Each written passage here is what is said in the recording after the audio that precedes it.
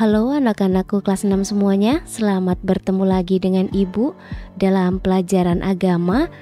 Apa kabar kalian? Semoga kalian semuanya sehat dan dalam keadaan baik semuanya ya.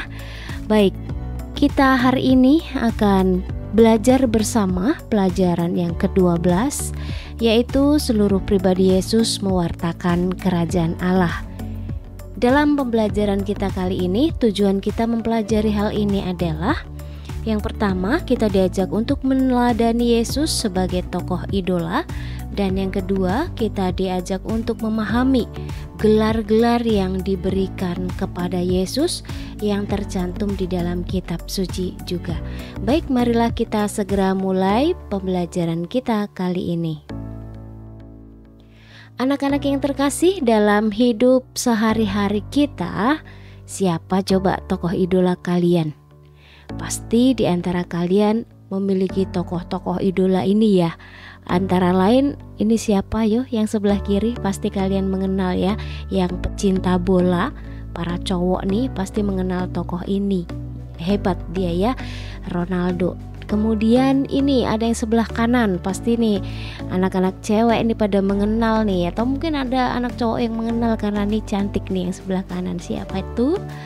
Ya, dia adalah Maudy Ayunda. Dengan segala prestasinya, si artis ini juga cukup terkenal di kalangan kalian ya. Berikutnya siapa lagi nih tokoh idolamu? What? Kalau ini saya tidak terlalu mengenal satu persatu, tapi kamu pasti tahu yang sebelah kiri itu ya. K-pop itu para pecinta musik ala-ala Korea gitu, pasti mengenal siapakah mereka itu. Dan bisa jadi itu salah satu dari kalian tuh mengidolakan mereka ya. Kemudian yang sebelah kanan, yap, dia YouTuber. Siapa yang kenal yuk? Pasti ada yang kenal ya. Ya, biasanya anak-anak kemarin ada yang mengatakan ke ibu miau au gitu ya. Ya, mereka ini sekarang ini sedang viral, sedang menjadi tren bagi anak muda dan menjadi tokoh idola bagi anak-anak muda. Dan masih banyak lagi tokoh idola di kalangan anak-anak semuanya. Dan ini juga loh, ini salah satu santo idola kaum muda. Tidak hanya pada masanya waktu itu, tetapi juga hingga sekarang. Mengapa? Karena Santo Yohanes Don Bosco ini memiliki perhatian khusus dalam pelayanannya itu kepada orang-orang muda, sehingga banyak sekali orang-orang muda yang mengikuti jejaknya dan juga meneladani sikap yang dimiliki oleh Santo Yohanes Don Bosco ini. Ya, ada banyak kisah dalam perjalanan hidup Santo Don Bosco ini. Nanti bisa kalian juga lihat-lihat kisah-kisah hidup Santo Don Bosco ini.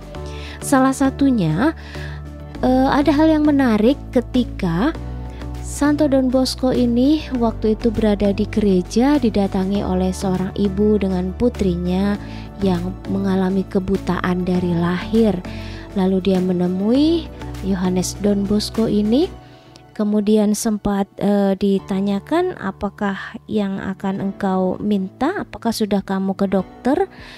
Kemudian ibu ini mengatakan, ya sudah, tapi tidak ada harapan untuk kembali.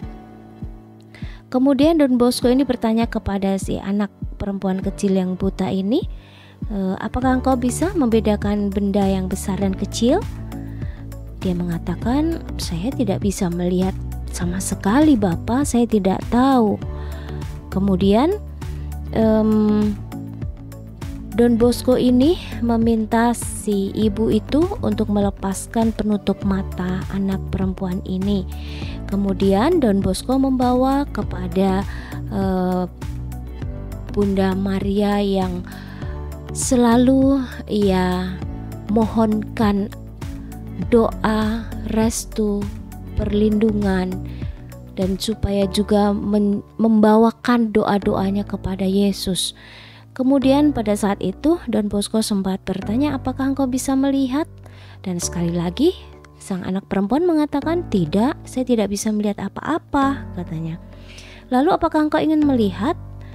Kemudian si gadis kecil ini pun berkata, "Saya mau melihat lebih daripada apa yang saya bisa lihat di dunia ini." Lalu Don Bosco sempat berkata kepadanya, "Maukah engkau menggunakan matamu untuk kebaikan jiwamu dan bukan untuk menghina Allah?" "Iya, saya berjanji dengan segenap hati," kata si gadis kecil itu. "Kalau begitu engkau akan melihat kembali."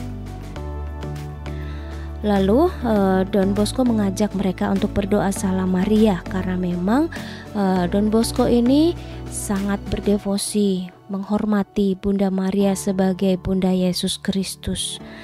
Kemudian dia memegang sebuah medali Maria Pembantu Umat Kristiani. Dia mengatakan, "Demi kemuliaan Allah dan Bunda Perawan yang terberkati, katakanlah apa yang saya pegang di tangan saya ini," kata Don Bosco. Kemudian ibunya mengatakan, "Bapak, dia buta, dia tidak bisa lihat apa-apa." Tetapi Don Bosco tidak menghiraukan kata-kata sang ibu itu. Tetap dia bertanya kepada gadis itu, "Apa yang ada di tangan saya ini?" Kemudian si anak kecil itu memandang ke arah medali di tangan Don Bosco dan kemudian merentangkan kedua tangannya, dan dia sambil berteriak, "Saya bisa melihat, saya bisa melihat." "Apa yang kau lihat?" kata Don Bosco. "Sebuah medali Bunda Maria." "Apa yang ada di sisi lain dari medali itu?" tanya Don Bosco. "Santo Yosef dengan tongkat berbunga di tangannya." Disitulah benar-benar sebuah mukjizat terjadi. Ternyata anak kecil ini bisa melihat. Lalu sengaja Don Bosco menjatuhkan medali itu dan berharap si gadis kecil ini bisa lihat ke arah mana menggelindingnya medali itu dan supaya dia bisa mengambil. Dan betul sekali, si gadis kecil ini ternyata betul bisa melihat. Sungguh-sungguh sebuah mukjizat. Oleh karena iman dan kepercayaan seseorang, maka mukjizat dari Allah pun terjadi. Nah, ini salah satu dari kisah hidup Santo Yohanes Don Bosco yang cukup menarik dan juga berkesan bagi banyak orang. Bagaimana imannya yang begitu kuat itu juga ia tularkan kepada orang-orang di sekitarnya. Devosi dia juga kepada Bunda Maria pun juga ditularkan juga supaya orang-orang pun juga melakukan hal yang sama. Baik, itu salah satu tokoh idola, yaitu orang kudus bernama Santo Yohanes Don Bosco. Anak-anakku yang terkasih, tokoh berarti seseorang yang terkemuka atau terpandang di antara banyak orang. Sedangkan idola berarti orang yang menjadi pujaan. Jadi, tokoh idola adalah orang yang sangat dikagumi dan dipuja karena dianggap memiliki kelebihan atau prestasi tertentu. Tokoh idola bisa dari kalangan sastrawan, ilmuwan, politikus, olahragawan, pemimpin agama, artis, gamers, YouTuber, dan masih banyak lagi. Yohanes Don Bosco adalah salah satu idola kaum muda karena seluruh hidupnya dibaktikan untuk anak-anak muda. Satu hal juga yang menarik dari idola yaitu Yohanes Don Bosco, ia memiliki juga idola ternyata. Yohanes diidolakan, ternyata Yohanes Don Bosco pun mengidolakan. Siapa yang diidolakan? Yaitu Bunda Maria yang disebut penolong umat Kristiani. Banyak mukjizat terjadi ketika ia berdevosi kepada Bunda Maria.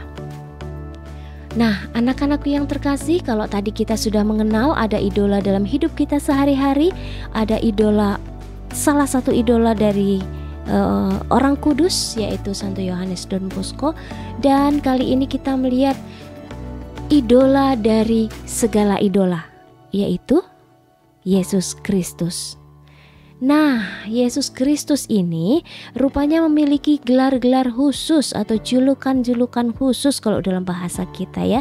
Dan itu terdapat loh di dalam kitab suci sebagai tokoh idola. Nah, ada di manakah itu? Bisa nanti kalian lihat dan baca dengan teliti dalam Lukas bab 1 ayat 26 sampai 38. Di sana ada pemberitahuan tentang kelahiran Yesus. Nah, apa gelar Yesus yang tersebut di sana? Yesus adalah anak Allah yang maha tinggi. Ada di sana tersebut begitu ya. Berikutnya ada di Injil Markus nih bab 1 ayat 21 sampai 28, kisah tentang Yesus dalam rumah ibadat di Kapernaum. Di sana ada juga gelar Yesus yang disebut yang kudus dari Allah.